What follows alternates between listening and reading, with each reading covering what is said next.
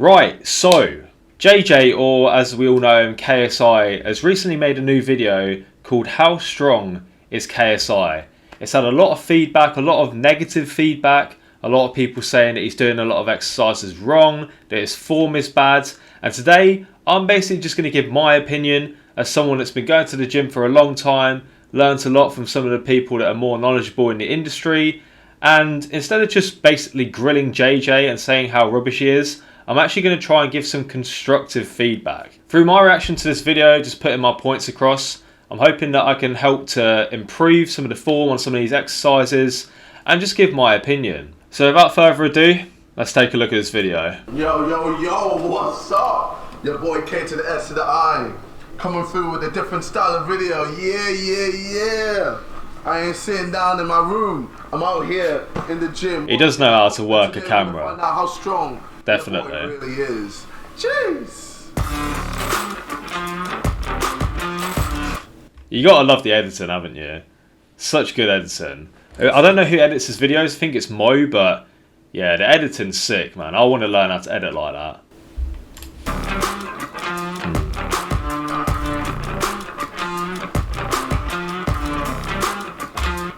Right, so we're currently seeing like a little bit of what he's doing. We can already see a few things that are not what some might call optimal. But I mean, overall, it still looks like a good workout. I think it's like a full body strength and conditioning workout, something like that. So, I mean, let's continue and see what the actual exercises are.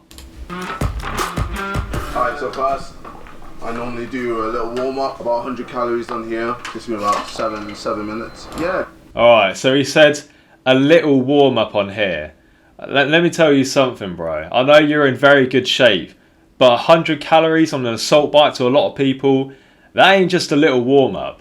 Now, like I say, I appreciate that JJ's in very good physical condition, but the idea behind a warm-up is not to hit a calorie goal or to be absolutely knackered afterwards. It's simply just to warm up the body and get a bit of blood flow in the body. So like I say, there's nothing wrong with this. If JJ's able to do this and he just feels like he's warmed up and ready to go afterwards, that's fine.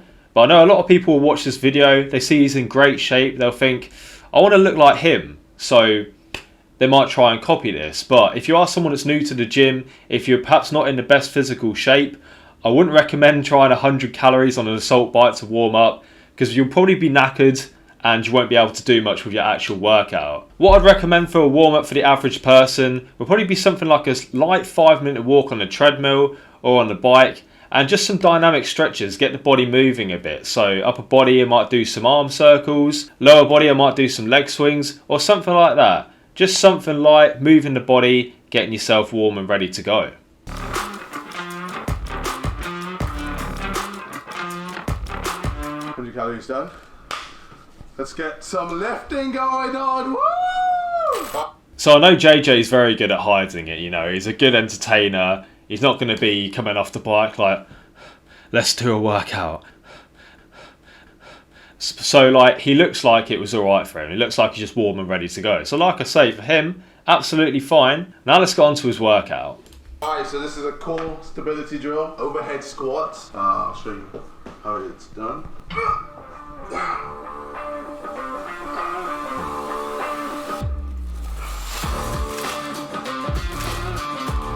Alright, so he says this overhead squat is like a core stability drill, which is fair enough. He's trying to warm up his whole body. If this is like a warm up to your actual workout, no problems with it at all. If this is like actual working set, something you got as part of your actual routine, I wouldn't recommend it. The problem with overhead squats is that to actually get the bar up here in the first place, you know, you've got to do a deadlift, flick it onto your chest, press the weight over your head, and the weight you're going to be able to do that with is going to be far less than what you could actually squat with. What this means is that you're not actually going to be able to get the amount of load you really need to train your legs well enough to build muscle.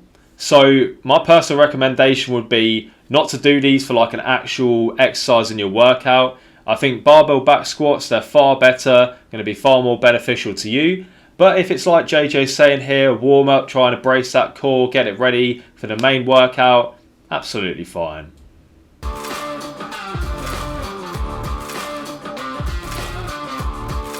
And yeah, the one thing that I would say It does get worse, to be quite honest with you, but the depth isn't really there with these squats. You want to really be squatting down to parallel. What I mean by that is your knee and the top of your leg, like where your hip is, should line up to a parallel line to the floor. And what JJ is doing is he's stopping a little bit before that. Like I say, it's not that far off, but it's not squatting to full depth. But let's continue and see some of the other exercises that he's going to do in this workout.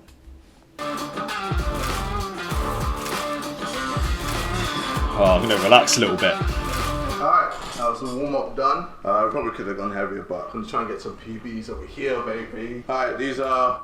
Alright, so he said probably could have gone heavier, but I'm going to try and get some PBs. Again, the thing is with a warm-up, you don't want to be going all out. You just want to be warming up your body. So never think that you have to put on tons of weight with a warm-up and like really struggle with it, because that's not the case. You simply want to be getting your body warm and ready for action. So what you've done there, JJ, you know, the weight might have challenged you a little bit, but not too much. That's absolutely fine. So now let's get on to the actual workout.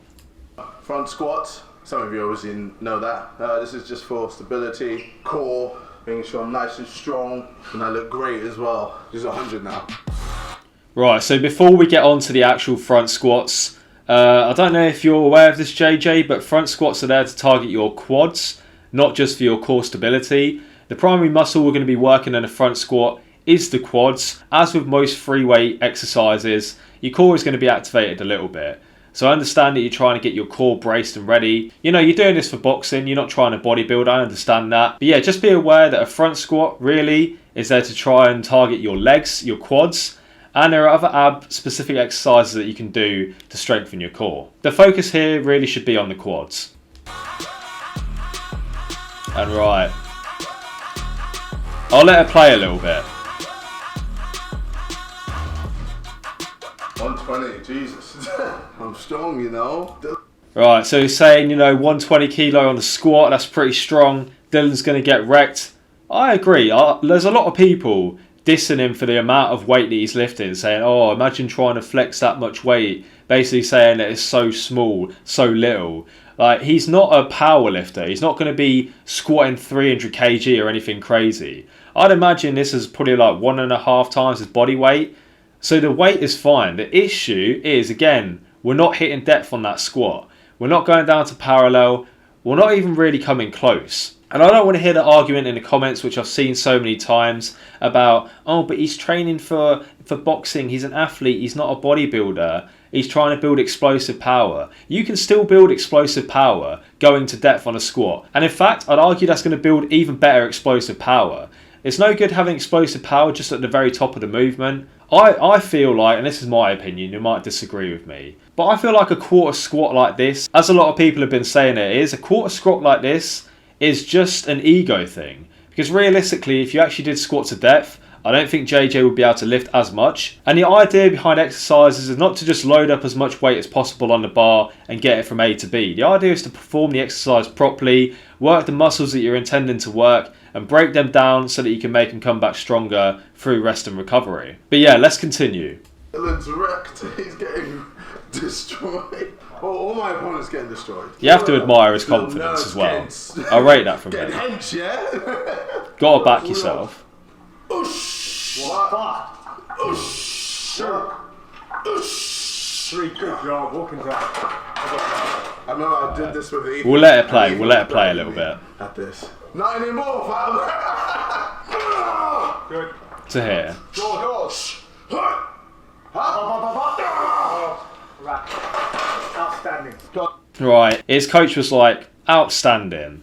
Now, again, the squat wasn't to depth. But not only that, I wanted to wait until the PB attempt. As you can tell, I've seen this video once before. You can see that he's kind of buckling a little bit, moving to the one side a little bit. It doesn't look like a clean rep. Again, it's not to depth, so clearly it's a little bit too much weight for him. And I just feel like going for a 1 rep max attempt like this is unnecessary for JJ. It's like people are saying, he's trying to train to be an athlete, not a bodybuilder or a powerlifter. So why is he trying to do 1 rep maxes? I get it, you're trying to test your strength. But another thing to note is this is literally not even like 2 weeks, or maybe around about 2 weeks away from when he's fighting, and he's trying to do 1 rep maxes. I have a ticket to this fight. Like, I'm going to it. I really want to see it. I'm backing JJ. I'm in this corner. I hope he wins. So to see him doing 1 rep max attempts like this, which, as we all know, when you're loading up the weight more and more, there is a greater risk of injury, especially when you're trying these 1 rep maxes and your form isn't on point. So JJ, just be careful. I don't want to see you injure yourself before your fight. I need to see you win. That's what I bought my ticket for. I'm coming to support you. My personal opinion, I wouldn't be doing 1 rep maxes 2 weeks before you fight. But that's just my opinion. A little lightheaded there. Can't lie. Tight grip, tight everything. 3, 2, 1. Up. That's your bar. Down. Work. Speed up.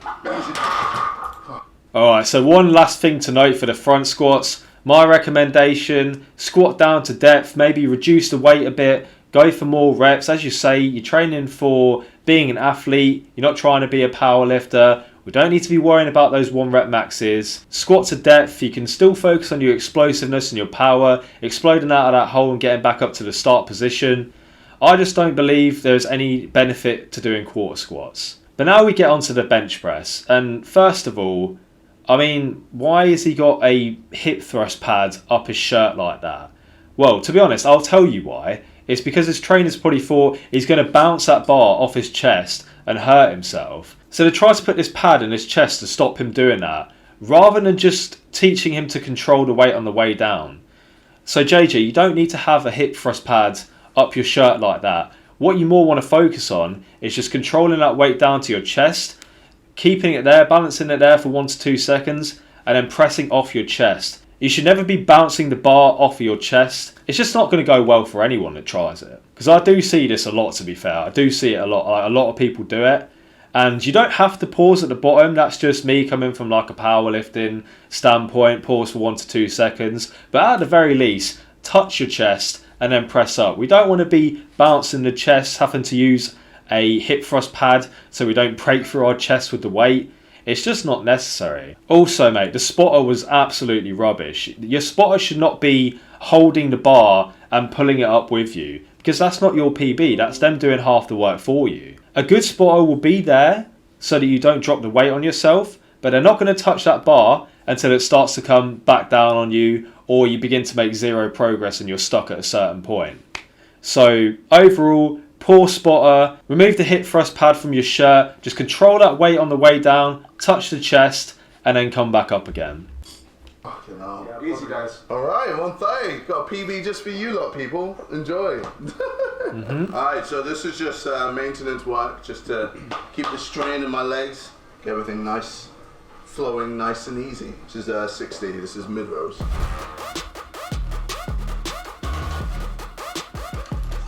Alright, the curve in the back, it's not good, bro. Also, this isn't a leg exercise. Wait, let me make myself bigger again. Again, this isn't a leg exercise. This is an exercise for your back. It's got nothing to do with your legs.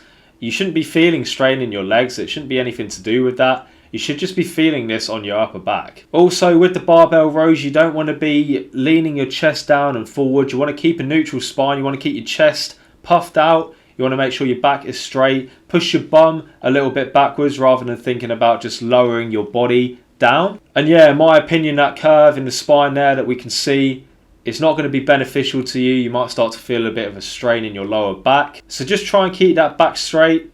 I saw a video from HS Tiki Toki laughing at him that he's rowing 60 kg.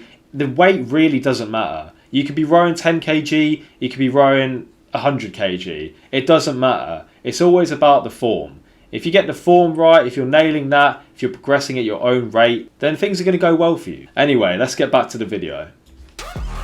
Obviously, your boy's doing a lot of sparring, doing a lot of running, doing a lot of Such a cardio, clean edit. doing a lot of bag work, etc. So stuff like this to help me, maintain my body, to make sure I don't get injured, make sure I have that tension in, keep it injury free, and stop me from getting hurt. So yeah.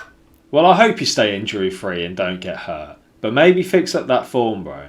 That's all I'm going to say.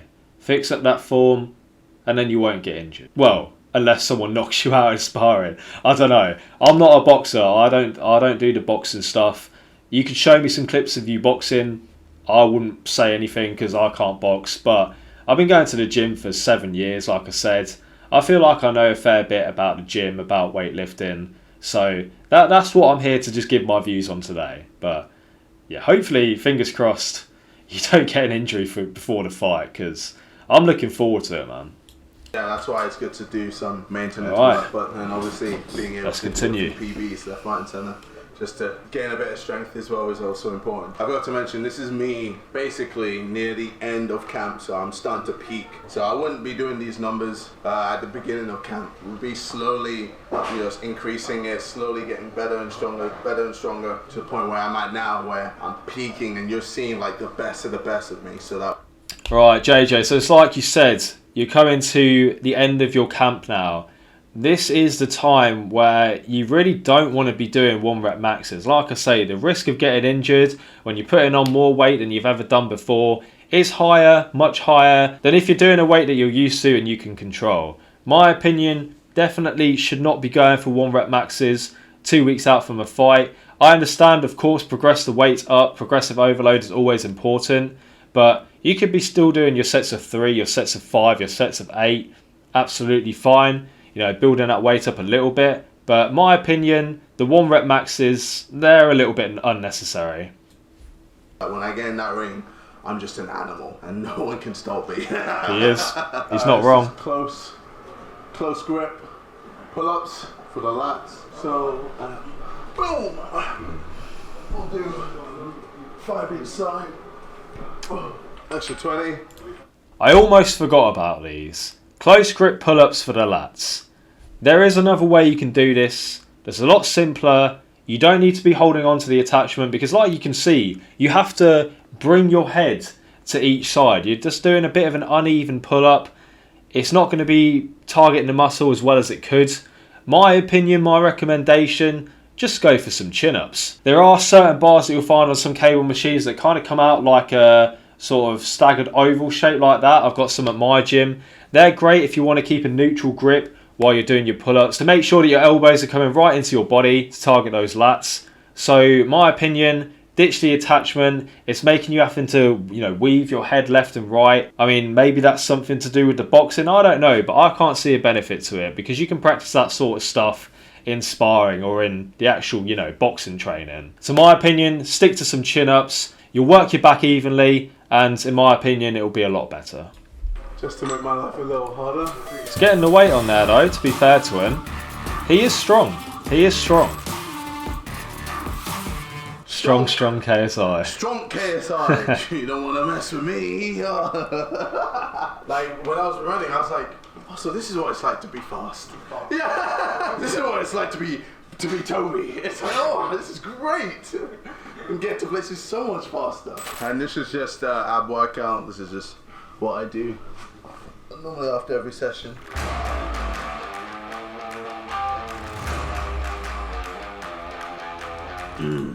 Alright, so not really much to say about the ab workout. Abs is abs at the end of the day. You will probably find that if you train your core like you train your other muscles with weights, that it will work better for you. You'll build the muscle more. Because, I mean, you wouldn't go into, say, a bicep curl and just curl the 8s for eternity. You're going to go up to the 10s, then the 12s, and have that progressive overload. But with abs, it's a little bit more difficult.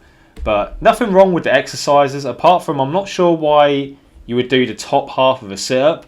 Like, I understand the bottom half of a sit-up or the crunch that you saw first, absolutely fine. But in terms of just doing the top half of a sit-up, I'd recommend just doing a regular sit-up, but that's just me. I'm not really too sure on that one. And then he goes on to do a plank, very simple move, very good for all the muscles in your core, so can't fault that. Sexy. Oh, my abs hurt so much. I should hope they do. Because it hurts. Alright, and that's my weight training done. Got to see how strong I really am. But yeah, hopefully you enjoyed. A little something different. I thought I'd try it. Obviously, drink Prime, you know how it is. Be sure to subscribe. JJ, I would love to drink Prime, mate. I would love to try the flavours, but I can't find any. There's none in the shops. I've been to Asda, bro. There's none there. I can't find any Prime anywhere. I'd love to try it though. So I mean, yo, link me a little case after this video if you want, yeah? I'm only trying to help you, bro. I'm here for you. So yeah, if you want to send me a 12-pack of Prime, that'd be great. Subscribe. It's been your boy KSI. I can't leave without, showing you the figure. So let me. Oh. Okay, hello. And then you end by seeing JJ looking just, mate, he looks great. He looks sick. He looks so lean, so in shape. But this does just go to show you that just because someone looks really good doesn't mean they know more than the average person. You know what I mean? Obviously, he's been taught a lot by his coaches. His coaches have helped him out. But a lot of the way he looks is going to be to do with the fact that he's dieting, he's eating low calories, he's eating good food, and he's burning a lot of calories due to his cardio and his training and all that. But in terms of the weightlifting, in terms of the exercises specifically, could he have built a little bit more muscle if he'd have been doing exercises correctly? Potentially. I guess we'll never know. But yeah, he's looking sick. JJ, can't wait to see your fight on the 14th, bro. Going to be there in the crowd. I'm going to be cheering you on. I hope you win. And with that, guys, I'm going to end the video there. The rest of the video is like 10 seconds long. He's just flexing. You guys can go check that out. It will be linked in the description below. I mean, I can imagine that every single person that watches my video, which will probably be about 12 people, will have probably watched JJ's video. But that's where I'm going to leave it, guys. Thank you very much. If you did like this video, make sure to drop a like. I try to keep a level head. I'm not here to just destroy JJ and tell him how bad he is, because he's done great. He looks great. He's ready for his fight, and I believe he's going to win it. I just wanted to provide my opinion, give you some advice from someone that's been training in the gym for many years, trained some of my friends, been trained by people that know more than me, learned from people online, because it's something that I do have quite a big passion for. So if you like my content, subscribe to the page. We're trying to hit 500 subscribers this year. I'm currently on 331. Depending on how well this video does, maybe I smoke that, maybe I get 5k, maybe I get 1,000 dislikes and everyone fucking hates me. But I guess we'll have to see. Thank you so much for watching. Good luck, JJ, with your fight. And I'll see you all in the next one. Take care.